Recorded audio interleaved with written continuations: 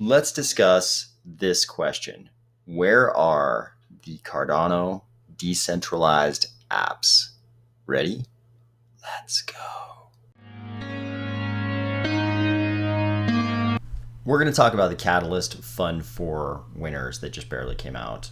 All the rest of the stuff we talk about is important, but we also want Cardano one day to have that Pokemon Go moment where everybody wants to use something on Cardano that's really fun and interesting and can only be done on a blockchain. For that same reason, we're not going to cover the dev ecosystem challenge in Catalyst. We're just going to cover the dAPP challenge in Catalyst. Here are your 7 Catalyst Fund 4 winners. And I haven't done a ton of outside research on these projects.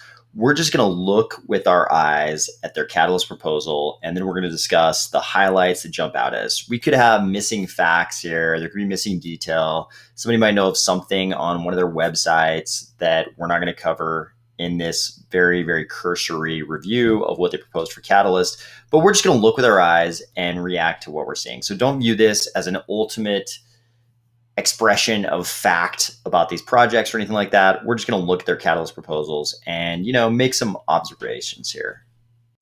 First project, Haskell devs for Liqwid Plutus smart contracts. I'm assuming that's smart contracts, not South Carolina, not multiple plural South Carolinas, smart contracts.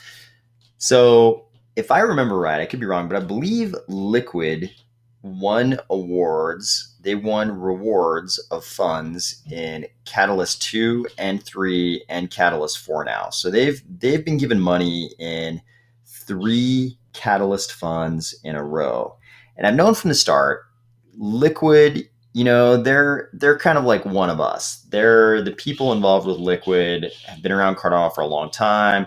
They're not like outsiders coming in who are also welcome, but there's some founders who have been a part of Cardano and have been kind of native to Cardano from the start. So they tend to get a little bit of extra credit just for that, as they should, I think. But as I look at this project, so now they're hiring Haskell developers for Liqwid Plutus smart contracts. I kind of feel like this should have been like order of business number 1, finding some Haskell developers. If you're going to create a project in Cardano, probably first priority is find some Haskell developers. And I know Liqwid, the project is a DeFi project, and I know probably just based on the name Liqwid, they're probably trying to create some liquidity in the Cardano ecosystem. And I know that probably revolves around loans. But beyond that, I don't really know what they're planning to do. I know that we're always talking about them, but I've never actually taken the time to understand what services they're gonna offer. So let's go to the website and see what they say on the Liqwid website. So on the Liqwid website, we see Liqwid is an open source algorithmic and non-custodial interest rate protocol built for lenders, borrowers, and developers. Down here, we see a little bit more specific description, a decentralized marketplace for lenders and borrowers. Okay, makes sense. There's going to be loans going on, so there'll be lenders and borrowers. It's an interest rate curve DeFi liquidity protocol for the Cardano ecosystem. Okay, get that. It establishes a decentralized marketplace for lenders and borrowers to seamlessly interact via supplying funds, minting interest-bearing Q tokens, borrowing assets, and participating in governance. Okay, so every DeFi project seems to have governance. They're going to have these interest-bearing Q tokens, and they're going to allow lenders and borrowers to interact. Lending is an important part of DeFi, and it's really interesting. It's intellectually interesting the way it all works. And there's definitely demand for crypto loans because people see it as a way to access liquidity in their crypto holdings without actually selling their crypto, which has, of course, tax implications. But I don't think this is the project that I can take to my non-crypto friends and show this to them and have them get really excited because there's something that would add a ton of value to their lives that wouldn't be possible without the blockchain. So that was a very long way of saying I'm sure Liqwid, like every other DeFi project, is mechanically very interesting. It's very interesting the way they get those projects to work. but I'm not sure if it'll like capture the imagination of the masses. And that's okay. Next winner, Cardano on-chain voting. So they kind of tout this project as being for voting use cases that are too small for these IOG developed voting apps like Catalyst. IOG is not going to build out a voting app necessarily for a small homeowners association, for a soccer league, for a parent-teacher association, for a small trade union or guild. These projects are probably too small for anybody to hire Input-Output Global and have them build something like IdeaScale. So great idea, like great use case. Those use cases certainly exist. There's a lot of voting like that goes on, and there's not a great way to put that on the blockchain. So I went to their website. Of course, what we're hoping is it's going to be some simple thing you download from Google Play or the App Store. And instead, what we're confronted with is this. They're talking about JSON files, and they have wondering how to submit the generated JSON to the chain. So we click here, create the JSON file on your server. And as soon as I saw this, this is not complicated code here. But as soon as I saw this, I realized this is not something that the average president of a homeowners association, if there are like, 30 condos in a homeowner association, the person who often becomes a president of that HOA is just the person with the most time on their hands because they don't have a job. But this is probably, even just this would be extremely intimidating to a lot of people in that position. Probably a little bit too complicated for those smaller use cases. And it looks like maybe they also agree. When I look down here under if funded, funds will be used for the following purposes. Number 4 is continue to iterate, develop, and research emerging identity solutions such as Atala Prism as viable solutions to enhance and secure the privacy and legitimacy of votes cast using the blockchain. So if they're like researching using identity solutions like Atala Prism, it kind of makes me wonder if their use case isn't just going to get swallowed by Atala Prism at the end of the day anyways. Okay, Littercoin. So this is kind of interesting. The idea, as near as I can tell, is that he has this map, openlittermap.com, and he wants people to take photos of plastic litter wherever they might find it around the world, geotag it, and then submit that to his openlittermap.com. And then if they've set up the correct wallet, they could actually earn coins for doing that. He says there's value in having the data from all the geotagging of all this plastic pollution, that'll help advance the science that's necessary to fix the problem of plastics pollution. So I get that part.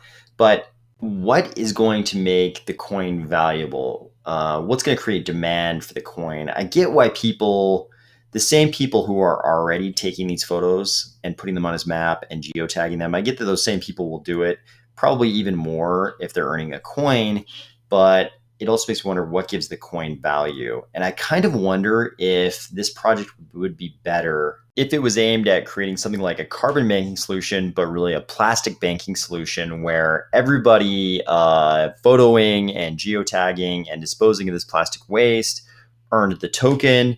And then you go to regulators, you say, hey, regulators, we need you to go and put this tax in effect on all of the plastic packaging manufacturers and tell them, hey, you can continue to make plastic packaging, but for every 1,000 pieces of plastic packaging you produce, you have to buy X number of these tokens, which is going to subsidize the data collection and disposal of the plastic, and it's going to offset your plastic production. And eventually you try to get to like almost a one-to-one relationship between the amount of the plastics that you think aren't being disposed of properly and the amount that you're subsidizing the proper disposal of.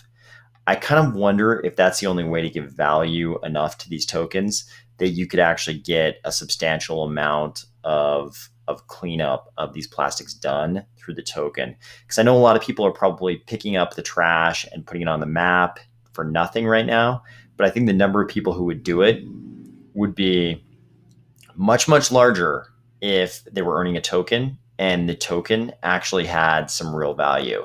If industrial producers of plastic were required to purchase those tokens, you create the demand side in the tokenomics. You create this demand side for the industrial purchases in order for them to continue producing plastic. Of course, those industrial producers of plastic packaging would strongly oppose this with all of their lobbying forces. But if I were making this project, I would probably make it aimed pretty heavily at that kind of plastic banking sort of system. Where I feel like I didn't quite understand the tokenomics of the last project, this one was different. So there's different phases of this project, but if I'm understanding correctly, the initial phase of this project would be there will be a bot in Discord servers. You would join the Discord server and authenticate your Fortnite account. Then you would play Fortnite and you would get paid every 5 days in this token, PMX. Then you could use that token to buy the NFTs. On the non-fungible side, 90% of the initial sale of the Playermint collectibles will go to the artist. The other 10% will go to the Playermint team. So it sounds like there are going to be people creating collectibles. I'm assuming kind of like, in a lot of cases related to Fortnite in some way. So people will be creating these collectibles and they'll get paid in PMX, and the PMX will be from the purchasers, who will be people earning PMX by playing Fortnite.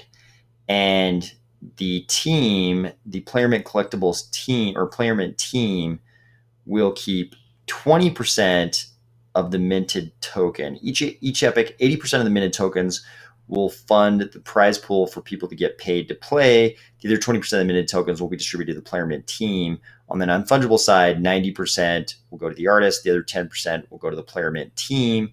And then Playermint will also take a 2% royalty on all aftermarket collectible sales. This actually makes sense to me. A lot of the other executions on this theme didn't really make sense because they all wanted to reward players for playing, which is great, but there was no way to really create value in that token. They've got sort of like this phase 2 idea that at some point down the road, when Fortnite becomes a metaverse, that they want to become the tokenization platform for all the skins and virtual art and other things in the game. But I like that they have this phase 1, and that's the piece that everybody's always been aimed at.